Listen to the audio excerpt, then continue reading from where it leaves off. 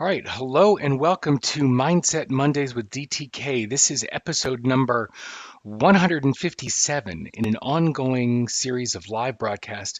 It's designed for folk who are committed to getting better at who they be and not merely distracted by getting better at what they do. The latter is a logical extension of the former. So today's a testament to finally paying attention to detail. Um, I have finally gotten approved for live broadcasting on LinkedIn because I finally paid attention to the instructions to turn on two-factor authentication, and I was approved in 20 hours. So now this broadcast is live on Facebook, on YouTube, on LinkedIn, and on Clubhouse. So welcome, join me on any of those venues and be part of the conversation on everything except Clubhouse. You're able to share comments, and I'm able to see those and interact with them and bring that and your comments into the conversation. So, good morning. Let's play. Um, so, the conversation today is about we are all joy creators, and I noticed during the live broadcast last week, Jodi, my marketing guru and dear friend, good God, we've been working together since early in 1996, she commented in the middle of the broadcast that, because of the topic we were playing with, that she loves making things. And I realized that is so incredibly formative and core to who she is at her core. It shapes everything that she does, and it shows up in every aspect of her life. It's core to her being. And what surfaced for me was that there is an inextricable link between creation and joy. In fact, the idea that creating joy, not just in ourselves and for ourselves, but also for others, is essential to life. And that gets me to the quote that we're playing with today.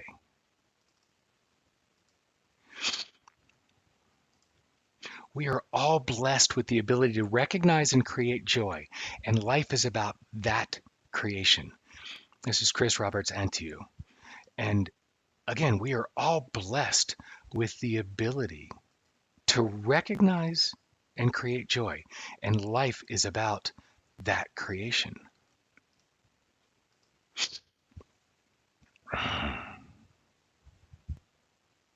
So that one clearly stuck with me. It was a tough week last week. It seems that so many of the folk in our world are in a slump. Emotional, physical, spiritual, emotional. I don't know if it's the frigid temperatures across North America. I don't know if it's just the time of year. I don't know if it's that we're in our 12th month of the pandemic and lockdown and circuit breakers. Or maybe it's none of that. What I know is that this sluggish February feeling, it's pointed my attention at joy. When I'm doing something that doesn't bring me joy or sucks the joy out of me, I have been getting very intentional about recognizing joy. Some element, some piece, any bit of it, to find joy, to recognize joy, to surface joy. And I correct myself because it's not about finding joy. It is about recognizing that joy that's inherent and available in everything. It's mine to recognize. It's mine to create, always. And this week was a very interesting week for that. This weekend, I spent 48 hours. I spent a large chunk of 48 hours on an ongoing marathon room in Clubhouse. It was billed as 48 hours of conversations with purpose-driven leaders. 48 hours of conversation with culture-driven leaders. Thank you. Had to get my brain to kick in. With culture-driven leaders. It was an amazing conversation. These are folk from all around the globe.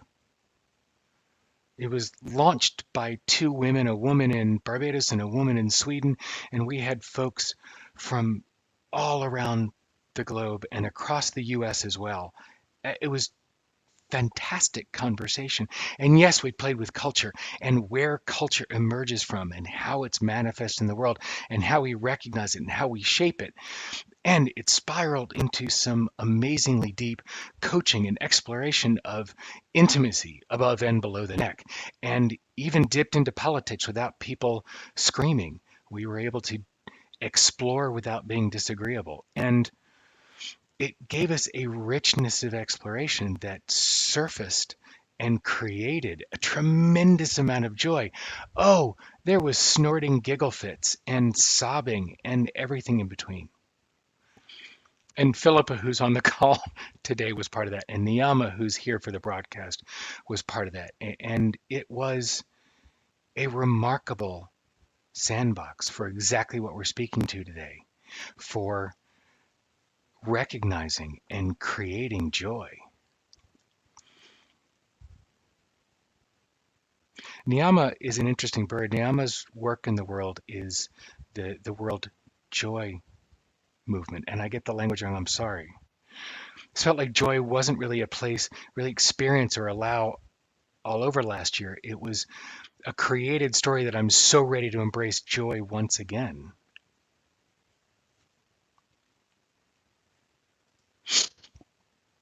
And Philippa, you're right. The idea, recognizing joy because it can be easily missed. Part of our conversation was it's very hard here in this room, as part of the Mindset Mondays conversation is, it's hard to hear ourselves, our heart, our inner truth when we're moving quickly. It's hard to hear at speed. And that's so true about joy. It's hard to recognize it when the world is flying past. It just takes a moment to slow down and listen. It just takes a second because we're all blessed with that ability to recognize joy and better yet, to create it. That is essential to life. Mary Virginia, thank you, because it really is important to distinguish joy from happiness. One can experience joy without being happy. In fact, one can recognize and create joy. Even in the drearies of February with temperatures plummeting across much of the US and still a shocking number of folk in this country without power. What I know is that bringing that recognizing joy and creating joy, it's bringing light back to what's going on in our world right now. I recognize joy wherever I can, and I'm creating it wherever I can and wherever I didn't see it already. So the lens I am choosing for this week is joy. And we talk about mindset a lot here, that when we change our lens, we change our world. And merely by choosing the lens of joy, I experience more joy. As I was writing this post on Wednesday night, even in the middle of Wednesday night ickies, just flipping my lens to joy and changing the way I see the world, I caught myself smiling.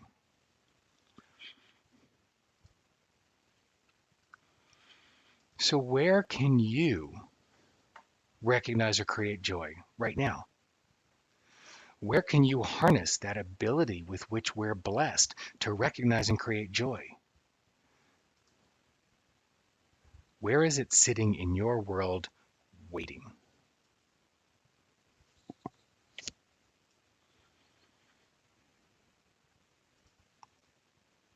Steve, I love that. I haven't seen that book. There's a great book title about raising kids, Steve shared. All joy and no fun. Man, I'm going to have to look that one up later. But this is the playground. Where can you recognize or create joy right now? That's the question. As we plow through this week, what week is this? We're hitting the third week of February. As you plow through this week, as you soar through this week, as you flow through this week, where is it that you can recognize or create joy?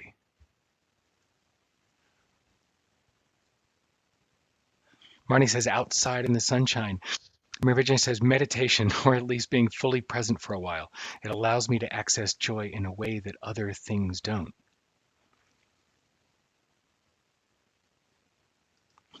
The snorting giggle fits. Thanks, Philippa. The soul's joy lies in doing. From Shelley. This is every opportunity we have this week. Every place that you have the opportunity to recognize or create joy. Victoria's just finished an ultra marathon. So God knows there's a lot of joy in the finish line there. But she feels that sometimes joy is subtle, maybe just an eye smile under a mask to a store employee. Just connecting. My kids still make fun of me to this day. 26 years of parenting, I'm sure they'll always make fun of me. But one of the things for which they jeer me is I use people's name. I love that people wear name tags, not just because I can't always remember names, but because it's rare that people in service jobs, and I had those jobs for a long time, hear their name in a positive way. And just responding to somebody and using their name makes them feel human. And the more dehumanized we are, especially with a year of wearing masks, it's a simple way to bring joy to somebody.